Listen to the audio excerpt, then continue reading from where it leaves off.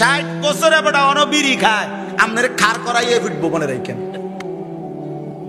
হ্যাঁ হ্যাঁ, আপনি চাচা খাইতে থাকেন বিড়ি, আপনি শুধু হাসরের মধ্যে দাঁড়াইবেন আরে আপনার ফিডা লইব টাঙ্গাইয়া ফিটবো একদম।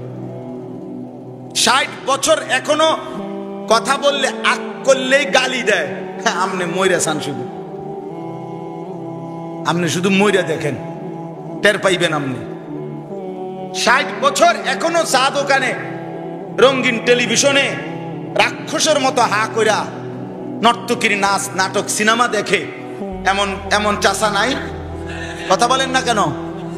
হ্যাঁ, আপনি মইরা দেখেন, দেখবেন আপনার কি ফিডাটা ফিডে। আমার ছোট ছেলে কয় যে আব্বু আড্ডি উড়ে উড়ে করে লাগবে, এতে ঘুরে ঘুরে কই তারা আড্ডি উড়ে উড়ে করে লাগবে। এই জন্য আমি এটা বুঝাইতে চাইলাম, আমার সাফ কথা, এতটা লম্বা হায়াত পেও নাফরমানি ছাড়বে না কেন? কোন দিন ফিরবে? তাই আল্লাহ আমাদেরকে মাফ করে দেন। চলেন বাপ, হায়াতের কদর করেন, জিন্দিগির কদর করেন। তো দুই কথা হইল, এক, আল্লাহর কথা মনোযোগ দিয়ে শুনতে হয়। কি দিয়ে শুনতে হয় বলেন? 2 নাম্বার হলো সময়ের কদর করে, হায়াতের কদর করে। আমরা কিতাবে পড়ছি, বিশ্ববিখ্যাত কিতাব আছে কিমাতুজ জামান ইনদাল উলামা, শেখ আব্দুল ফাত্তাহ আবু গুদ্দা রাহমাতুল্লাহ আলাইহির কিতাব। ওইখানে আছে ইমাম শাফিঈ রাহমাতুল্লাহ আলাইহি বলেন, একজন 4 মাযহাবের একজন ইমাম, ইমাম শাফিঈ রাহমাতুল্লাহ আলাইহি বলছেন, আমি আমার পুরা জিন্দেগি আল্লাহর প্রিয় বান্দা উলামায়ে কেরাম, আমার উস্তাদ, আমার শায়েখ, পীর বুজুর্গ মাশায়েখ সবার কাছে আসা যাওয়া করে সারা জীবনে আমি 2টা কথা শিখছি। উনি বলছেন, কি শিখলাম? 1 নম্বরে শিখছি আল ওয়াক্তু সাইফুন ইন লাম তাকতাহু কাতাআকা, সময় হলো তরবারির মতো, তুমি যদি সময়কে না কাটো, মানে ভাগ না করো, তাহলে সময় তোমারে কাটতে কাটতে তোমার উপর দিয়ে চলে যায়। তুমি যদি ভাগ না করো, আমি বিশ্রাম করব 2 ঘন্টা, আমি খাবারের জন্য ব্যয় করব আধা ঘন্টা, আমি নামাজের জন্য ব্যয় করব 40 মিনিট, আমি অফিসের আমার কাজের জন্য ব্যয় করব 8 ঘন্টা, এই যে এভাবে যদি তুমি না কাটো, মানে না ভাগ করো, তাইলে সময় তোমারে কাটতে কাটতে তোমার উপর দিয়া পার হয়েই যাবে। আমি এই কথা শিখছি, সময়ের কদর করা। আর 2 নাম্বার তিনি বলেন, আমি শিখেছি যে নফসুকা ইন শাগালতাহা বিল হক ওয়া ইল্লা শাগালাতকা বিল বাতিল। তিনি বলেন, আমি শিখেছি এই কথাটা ওলামায়ে কেরাম বুজুর্গানে দ্বীনের কাছ থেকে, যে তোমার মনের চাহিদাকে যদি তুমি জোর করে নেক কাজের মধ্যে না লাগাও, তাইলে নফস তোমারে সারাক্ষণ গুনাহ এবং নাফরমানির কামে লাগায় রাখবে। তোমারে জোর কইরা নামাজ পড়তে হবে, এখন মন চাচ্ছে না, জোর করেই কোরআন শরীফ পড়ো, জোর করেই তাসবিহ পড়ো।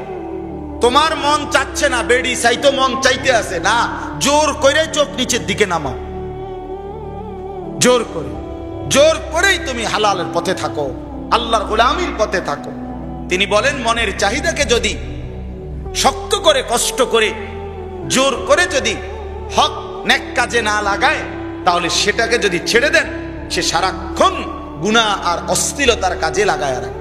অসংখ্য ছেলে দেখেন, নওজোয়ান যুবক ছেলে মোবাইল টিপতে টিপতে টিপতে টিপতে আর হেতে তো ভালো লাগে না, কিন্তু এরপরও নাফরমান, এটা ছাড়ে না, এটা আর ভাল লাগতেছে না, এরপরও এটারে না ফাইতে টিপে, কারণ তার কাছে তো আর কোনো কাজ নাই। এই মাতাল তো আর কিছু চেনে না, এই মাতাল তো আর কিছু জানে না, সে তো জানেই শুধু এই মোবাইল, সে তো চিনেই শুধু এই মোবাইল, সে তো বুঝছে তারে পৃথিবীতে বানাইছেই শুধু মোবাইল টিপার জন্য, আর মোবাইলের বানাইছে তার জন্য। এই জন্য এটা গুরুত্বপূর্ণ। মানুষের মন, মানুষের দিলের চাহিদা মানুষকে প্রথমে গুনাহ করতে প্ররোচিত করে। ফাআলহামাহা ফুজুরাহা, আগে নফস গুনার দিকে টানে। ইন্নান নাফসা লাআম্মারাতুম বিসসু, প্রত্যেক মানুষের দিলের চাহিদা প্রচন্ডভাবে গুনাহ করতে প্রেসার দেয়। চোখ নামাইতে বলে না, 1000-12 বেড়ির দিকে সাইতো বলে প্রত্যেকবার। কথা বলেন না কেন? হ্যাঁ, নামাইতে কয় না। কিরে বেটা কবার তো চাইলাম, এবার তো কমপক্ষে মনটা কওয়া উচিত, চোখ নামা না। একবারও কইবে না, একবারও বলবে।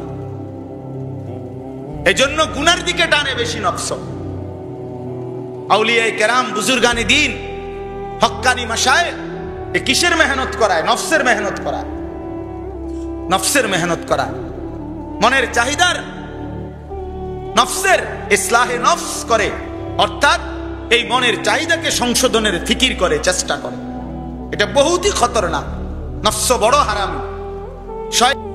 এই সময় তো আরেকটা শয়তান আসিল না, কথা বোঝেন নাই? শয়তানরে যেদিন শয়তান বানাইছে সেই দিন তো তারে আরেক শয়তানে বানায় না। হেছে আরেক শয়তান নাই তো, এই তো প্রথম শয়তান। তো তারে বানাইলো কে? তারে বানাইছে তার নফস।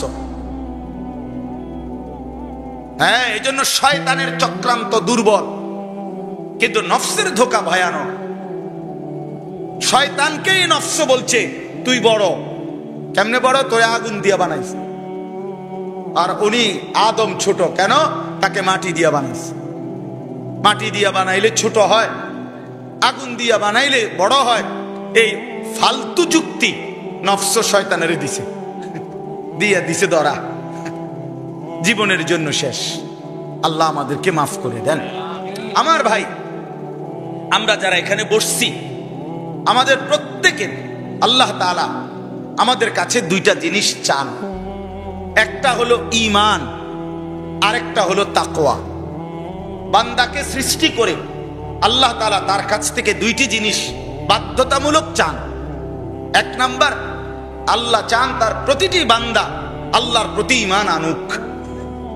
2 নাম্বার, আল্লাহ তাআলা চান তার প্রতিটি বান্দা তাকওয়া অবলম্বন করুক। আল্লাহ তাআলা বলেন, আমার বান্দা যে কেহ ঈমান এবং তাকওয়া এই 2 নিয়ামত আমারে বুঝাইয়া দিবে, আমি আল্লাহ জান্নাত তার হাতে তুলে দেব। আল্লাহ যেন বলে, বান্দা ঈমান এবং তাকওয়া আমারে বুঝাইয়া দাও, আমি আল্লাহর কাছ থেকে জান্নাত বুঝে নাও, বুঝে নাও। আল্লাহ তাআলা কোরআনুল কারীমের মধ্যে বলছেন, উইদ্দাত লিল মুত্তাকিন, জান্নাত বানানোই হয়েছে মুত্তাকিদের জন্য। কাদের জন্য বলেন? মুত্তাকিদের জন্য। এজন্য ভাই, আল্লাহ তাআলা আমাদের কাছে ঈমান চায়। 7 আসমান এবং জমিনের মধ্যে, এই সারা সৃষ্টি জগতের মধ্যে যত কিছু আছে সবকিছু আল্লাহ তাআলার নিয়ামত, ঠিক কিনা বলেন? ওয়ামা বিকুম মিন নি'মাতিন ফামিনাল্লাহ। আল্লাহ তাআলা বলে, যত নিয়ামত তোমার চারিপাশে সব আল্লাহর পক্ষ থেকে। সব কার পক্ষ থেকে? এই সমস্ত নিয়ামতের মধ্যে আল্লাহ তাআলা সর্বশ্রেষ্ঠ নিয়ামত যেটা কোনো বান্দাকে দান করেছেন সেটা হলো ঈমান। কালেমা লা ইলাহা ইল্লাল্লাহ। যাকে আল্লাহ তাআলা ঈমান দিয়েছেন তাকে আল্লাহ তাআলা গোটা কায়নাতের সর্বশ্রেষ্ঠ নিয়ামত দিয়েছেন। ঈমান পেল মানে আল্লাহকে পেল, মানে লা ইলাহা ইল্লাল্লাহর সন্ধান পেল, কালেমার সন্ধান পেল। খোদার কসম, সে গোটা কায়নাতের সর্বশ্রেষ্ঠ সম্পদ পেল। আমার শায়েখ আরিফ বিল্লাহ আল্লামা মুফতি মুশতাকুন নবী কাসিমি হযরত বলেন, আল্লাহকে পেয়ে যদি কেউ গোটা দুনিয়াও হারায়, সে কিছুই হারায় নাই। আল্লাহকে না পেয়ে যদি কেউ গোটা দুনিয়াও পায় 1000 বার, সে কিছুই পায় না। আল্লাহকে হারিয়ে সব পেলেও পাওয়া হয় না, আল্লাহকে পেয়ে সব হারালেও কিছুই হারায় না। जो तू मेरा तो सब मेरा, फलक मेरा जमीन में, अगर एक तू नहीं मेरा तो कोई शई नहीं में। যখন আল্লাহ আমার, সবই আমার, আসমানও আমার, জমিনও আমার। যখন আল্লাহ আমার নাই তো কিছুই আমার, কিছুই আমার। আল্লাহ তাআলা সুস্থ রাখলেই সুস্থ থাকে, আল্লাহ তাআলা মুসিবতে ফেললেই মুসিবতে ফেলে। কারো ব্যক্তিগত ক্ষমতা, দল, পার্টি, শরীর, স্বাস্থ্য, বিদেশের টাকা কোনোটাই কোনো মূল বিষয় না, বরং আল্লাহ যখন যাকে আমাদের স্বাভাবিক রাখে, স্বস্তিতে রাখে, আরামে রাখে, নিরাপত্তায় রাখে, খোদার কসম তাইলেই সে ভালো থাকে। আল্লাহ যদি নিরাপত্তা সরায় আনে, আল্লাহ তাআলা যদি রহমতের নজর 1 ঘন্টা সরিয়ে ফেলে তো 16 বছর পরে হইল দৌড় লাগে। বুঝেন নাই কথা? 16 বছরের বাগানে কোনো ভুল ছিল না, সব কিছু নিখুঁত ভাবে সাজানো ছিল, কোনখান দিয়ে পিছলা খাবে এমন কোন জায়গা ছিল না, সবখানে টাইলস। হ্যাঁ, সব বিভাগে একদম নিজের অনুগত গোলাম কি ছিল, রেডি করা ছিল, কোনখান দিয়া কোনো কি ছিল না, ছিদ্র ছিল না, ঝামেলা ছিল না। মূল বিষয় হলো রব্বুল আলামিনের রহমের নজর থেকে সরে গেছিল।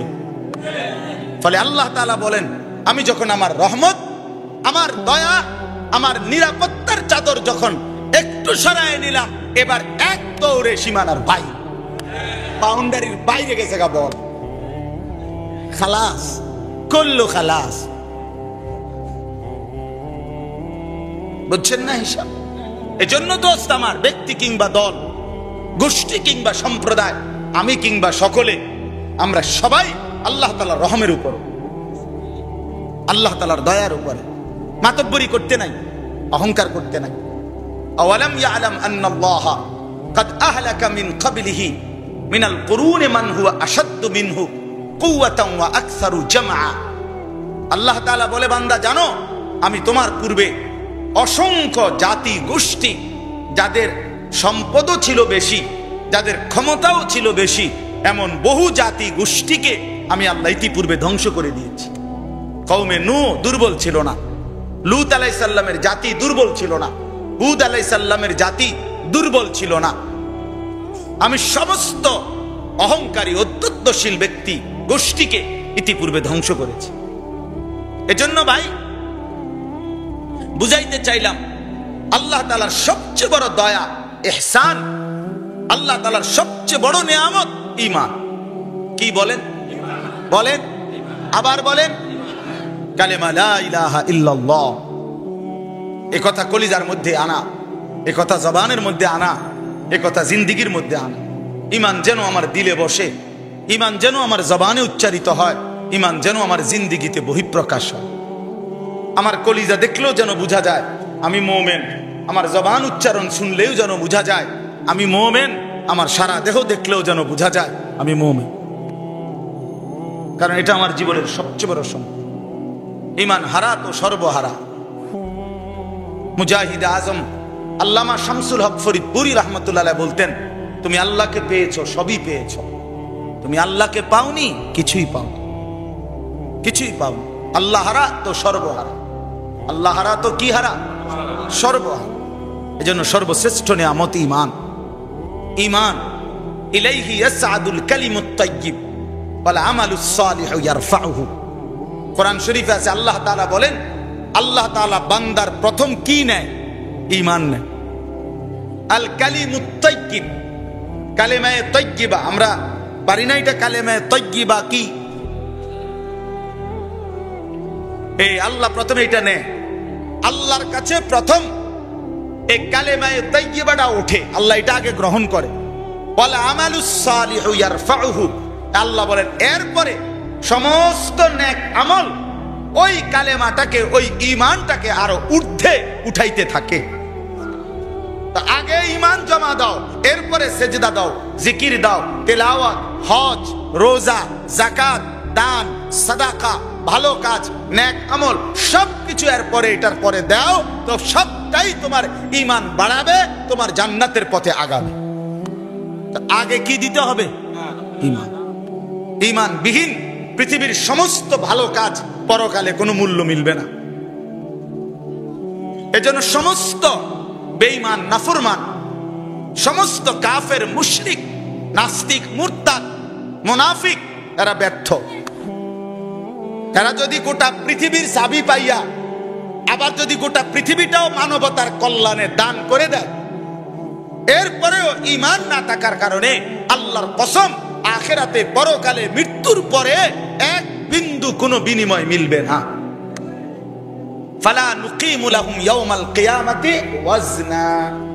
কোরআন শরীফে স্পষ্ট আছে, আল্লাহ বলেন সমস্ত বেঈমান, নাফরমান কিয়ামতের দিন তাদের যাবতীয় কৃতকর্ম মিজানের পাল্লায় যখন দেওয়া হবে, তো এটার এক বিন্দু ওজন আসবে না, 100 গ্রাম হইতো না,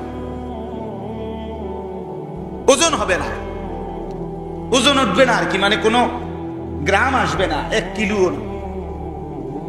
জিরো জিরো জিরো। এজন্য বাপ, ঈমান সবচেয়ে বড় সম্পদ। দাওয়াত ও তাবলীগের সাথীরা সারা পৃথিবী জুড়ে দেখেন না, যারা দাওয়াত ও তাবলীগের সাথে কম বেশি সম্পৃক্ত, দাওয়াত ও তাবলীগের মেহনতের একটা মূল সবক ভাই ঈমান শিখেন। ঈমান, ঈমান এই ফজর থেকে রাত পর্যন্ত মখলুক কিছুই করে না, মখলুক থেকে কিছুই হয় না, মখলুক থেকে নজর সরান, খালেকের দিকে নজর ফিরান। আল্লাহই করে, আল্লাহই করে, আল্লাহই করে, রাত দিন এটা 1000 বার 1,00,000 বার বলে কলিজার মধ্যে বসাইবার চেষ্টা করে। হ্যাঁ, এটা জরুরি বিষয়। এজন্য আল্লাহ তাআলা সবচেয়ে বড় সম্পদ আমাদেরকে দিয়েছেন ঈমান। এজন্য বাপ, প্রথম কথা হলো এটা মনে রাখা চাই, ঈমান যেন নষ্ট না হয়। সাহাবায়ে কেরাম ঈমান শিখতেন, শুধুমাত্র লা ইলাহা ইল্লাল্লাহ মুহাম্মাদুর রাসূলুল্লাহ এটা উচ্চারণ করা, এতটুকুই ঈমান পূর্ণাঙ্গ যথেষ্ট নয়। বরং এই কালেমা আমার কাছে কি দাবি করে, এই কালেমা আমার কি কারণে ক্ষতিগ্রস্ত হয়, এই উভয়টা জানা, খেয়াল রাখা, নিজের মধ্যে ঠিক রাখা, এটা জরুরি, এটা জরুরি। ঈমান আমার কাছে চায় কি, লা ইলাহা ইল্লাল্লাহ আমার কাছে কি চায়, কালেমা আমার কাছে কিছু দাবি করে কিনা। রাসূলুল্লাহ সাল্লাল্লাহু আলাইহি ওয়াসাল্লাম হাদিসের মধ্যে স্পষ্ট বলেছেন, আল ঈমানু বিদউন ওয়া সাবউনা শু'বা, ঈমানের 70-এর চাইতে বেশি, মুহাদ্দিসিনে কেরাম বলেন 77টি শাখা প্রশাখা রয়েছে। তাহলে বোঝা গেল এই 77টা শাখা প্রশাখা মুমিনের কাছে ঈমান দাবি করে। কথা বলেন না, বুঝছেন কিনা বলেন না? হ্যাঁ, আপনি এটা শিখতে হবে, আপনি এটা বুঝতে হবে, আপনাকে এটা ধরে ধরে ধরে ধরে ঈমানের 77 শাখা আছে, আলাদা ক্যালেন্ডার আছে, ফেস্টুন আছে, ছোট্ট বই আছে। আমার খুলনার হযরত আরিফ বিল্লাহ হযরত মাওলানা মুফতি নুরুল আমিন সাহেব হযরত এটার উপরে বিভিন্ন আঙ্গিকে বই, ব্যানার, ফেস্টুন, লিফলেট অনেক কিছু বানাইছেন। একজন মুসলমানের উচিত একেবারে ঈমানের 77টা শাখা এইটা পড়ে পড়ে নিজের লগে মিলানো, আমার আছে এটা নাই এটা। আমরা যেমন, আমি একবার সহজ বুঝাই, আমার বাসার থেকে আমার মাসিক বাজারের লিস্টটি কম্পিউটার করা আছে, আমি মাদ্রাসার কম্পিউটার থেকে এদিক দিয়ে লেখাইয়া লইছি, চাল, ডাল, পেঁয়াজ, রসুন, আদা, ভীম, তারপরে আপনার কাপড় সাবান, তো এদিক দিয়ে ঘর রাখছি। আমার বিবি শুধু এগুলারে লেখা দেয়, 4 কেজি, 2 কেজি, 3 কেজি। কথা বুঝছেন? এদিক দিয়ে লেখা দিলে আমি এগুলা বাজারে বাজার করি। তো এখানে দেখছি আমিও দোকানদারেও ওই এইটা চাইয়া এরকম টিক চিহ্ন দিয়ে দিয়া মিলা যে শব্দ দেওয়া হইলো কিনা, ঠিক কিনা বলেন? এক মুসলমানের উচিত, আমার ঈমান 77টা শাখা বিশিষ্ট, তো 77টা ডাল শাখা আমার ঈমানের আছে কিনা, আমার ঈমানের আছে কিনা। ঈমানকে আমরা সামান্য মনে করি, কিন্তু হাদিসের মধ্যে আছে হযরত জুনদুব ইবনে আব্দুল্লাহ, একজন কিশোর সাহাবী, 14-15 বছরের বয়স্ক সাহাবী, উনি বলেন, আমরা কিছু কিশোর যুবক নবী সাল্লাল্লাহু আলাইহি সাল্লামের কাছে আসলাম, কিছুদিন থাকলাম নবীজির কাছে। কি করলাম? তিনি বলেন, তাআল্লামনাল ঈমান, প্রথমত আমরা নবীজির কাছে এসে রাসূলুল্লাহ সাল্লাল্লাহু আলাইহি সাল্লামের কাছে ঈমানের ইলম অর্জন করলাম, মানে ঈমান শিখলাম। ঈমান তো শুধু লা ইলাহা ইল্লাল্লাহ মুহাম্মাদুর রাসূলুল্লাহ এটা শিখতে 15 দিন থাকুন লাগে নাকি? কথা বলেন না কেন? এইটা শিখতে 1 সপ্তাহ থাকতে হবে নাকি? এটা তো 2-4 বার কইলেই সারে, এই একটু কইলেই তো চলে। কিন্তু তাইলে বুঝা গেল রাসূলুল্লাহ সাল্লাল্লাহু আলাইহি সাল্লাম থেকে ওনারা 10 দিন রইলেন বা 15 দিন রইলেন, তো ঈমান শিখলেন। তো বুঝা গেল ঈমান শিখার জিনিস, এখানে অনেক কিছু শিখতে হয়, ঈমান শিখতে হয়, এটা একটা জরুরি বিষয়। আরেকটা কি, আরেকটা হলো দুইটা জিনিস বিশেষভাবে ঈমানকে ক্ষতি করে, একটা হলো কুফর, আরেকটা হলো শিরিক। কুফরি করলে ঈমান ক্ষতিগ্রস্ত হয়, শিরিক করলে ঈমান ক্ষতিগ্রস্ত। কুফর করলেও জাহান্নাম, শিরিক করলেও জাহান্নাম। কি বলেন? কুফরের ঠিকানা কোথায়? শিরিকের ঠিকানা কোথায়? তাহলে আমার ঈমানের মধ্যে কুফর আছে কিনা, আমার ঈমানের মধ্যে শিরিক আছে কিনা, এটা জানা, এটা যাচাই করা, এটা ওলামায়ে কেরাম থেকে বুঝে নেওয়া, নিজের ঈমানকে যাচাই করা, এটা কি উচিত না? তো আমাদের এই ফিকির আছে, আমাদের এই ফিকির মসজিদের টাকা 10,000 দিয়া ওটা বেহেস্তের বুঝ করে নিয়েছে। হ্যাঁ, বাপ সাপ ঢেঙ্গালগি দিয়ে আনে বেহেস্তে। আমি যাইতাম না, বেহেস্তে যাইবো কেটা, লোকে তো দেখি না। না না, ফেরেশতা আমনেরে না খুঁজতে আসে চাচা। আরে সুবহানাল্লাহ, বেহেস্তে যাই না, লোক নাই। বেহেস্তে করে টান ফিরে গেছে, লোকের শর্ট। এই যে খামখেয়ালি, এটা ঠিক না, এটা ঠিক না।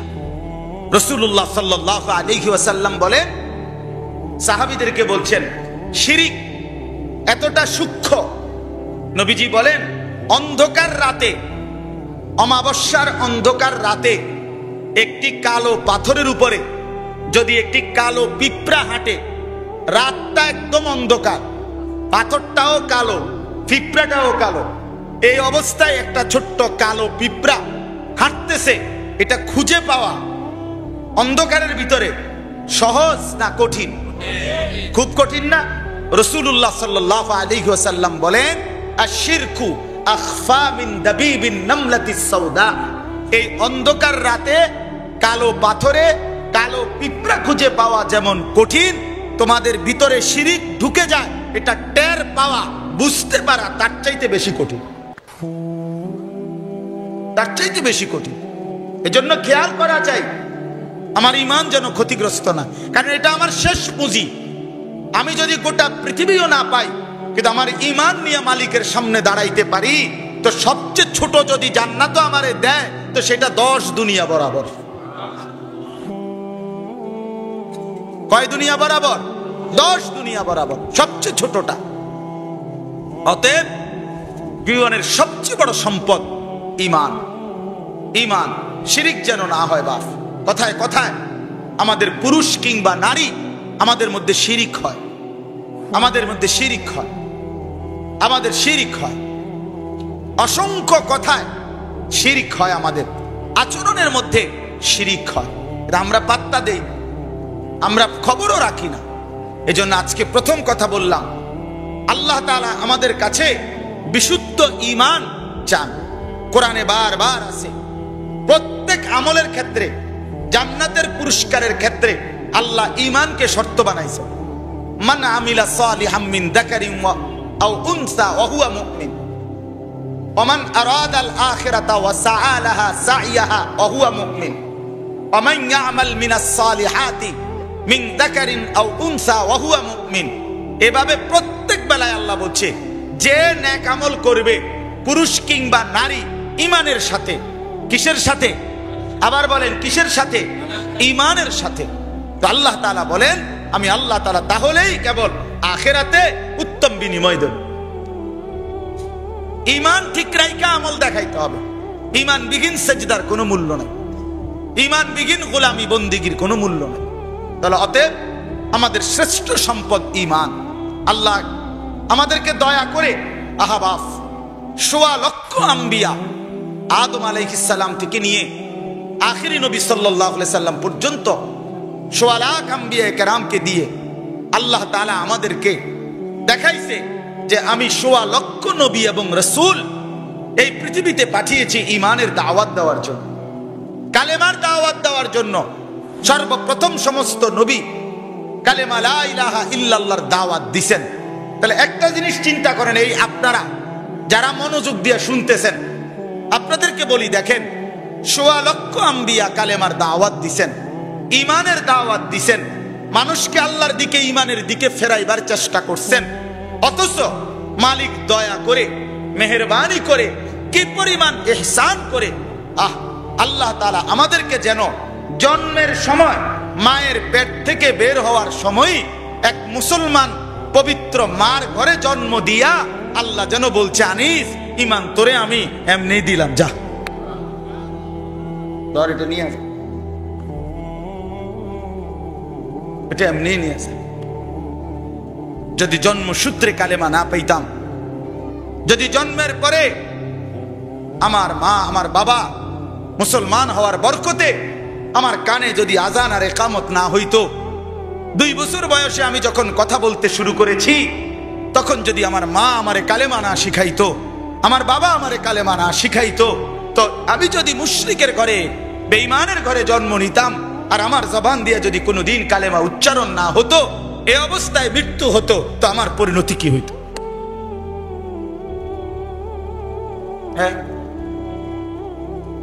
গত আগস্ট মাসে আমি উত্তরবঙ্গ দিনাজপুর জেলায় দাওয়াত ও তাবলীগের মেহনতে এক চিল্লায় ছিলাম।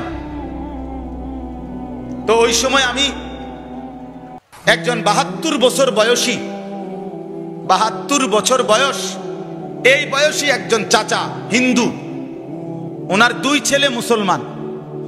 এই 2 ছেলের মধ্যে একটা ছেলে আমাদেরকে খুব চিনে। ওই ভাই অনুরোধ করছে, হুজুর আমার আব্বারে একটু কালেমার দাওয়াত দেন। আমরা 3 জন আলেম 2.5 ঘন্টা একটানা ওই 72 বছর বয়স্ক চাচাকে, হিন্দু, ওনারে কালেমার দাওয়াত দিছিলাম। 3 জনে কাঁদছি ওনার লাগা, ওনার সামনে চোখের পানি ফেলে কাঁদছি।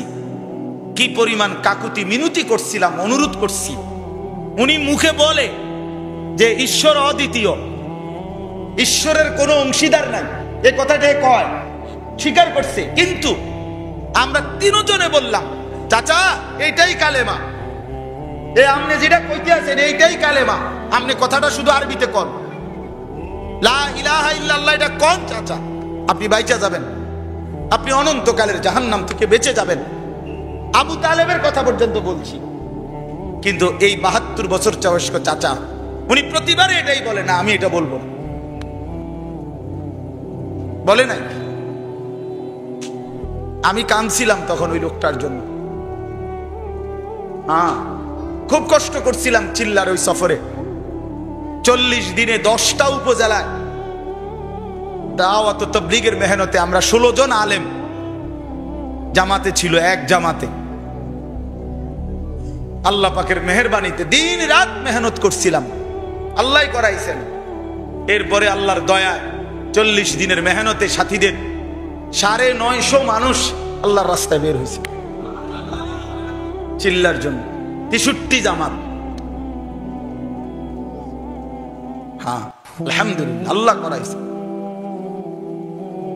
তো এই জন্য বললাম উলামায়ে কেরামের কুরবানি, দিন রাত উলামায়ে কেরাম দিনের সমস্ত শোবায় মেহনত করে, উম্মতের সমস্ত তবকায় উলামায়ে কেরাম মেহনত করে।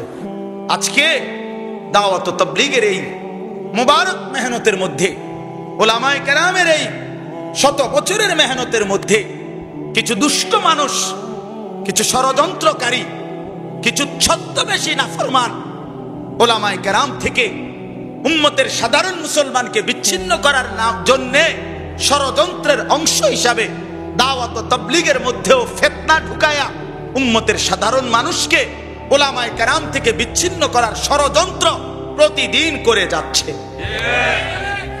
আশ্চর্য, এর চাইতে বড় জুলুম আর কি হইতে পারে? যেই উলামায়ে কেরাম সারা দিন রাত মানুষের কল্যাণে, মানুষের আখিরাতের ফিকিরে মেহনত করে যাচ্ছে। বিশেষ করে উলামায়ে দেওবন্দ, বিশেষ করে উলামায়ে দেওবন্দ কওমি মাদ্রাসার উলামায়ে কেরাম, তাদের থেকে জাতিকে বিচ্ছিন্ন করা, তাদের থেকে সাধারণ মুসলমানকে বিচ্ছিন্ন করা, এর চাইতে বড় জুলুম এই পৃথিবীতে আর কিছু হইতে পারে না।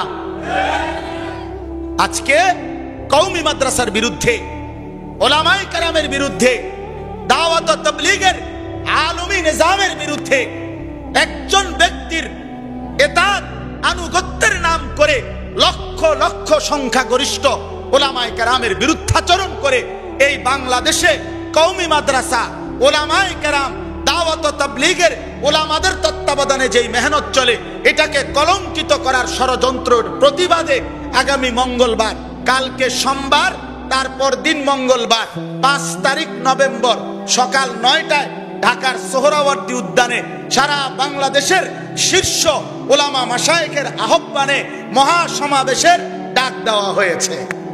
বলেন আলহামদুলিল্লাহ। সারা বাংলাদেশ থেকে লক্ষ লক্ষ আলেম, সাধারণ মুসলিম জনগণ সেখানে যাবে।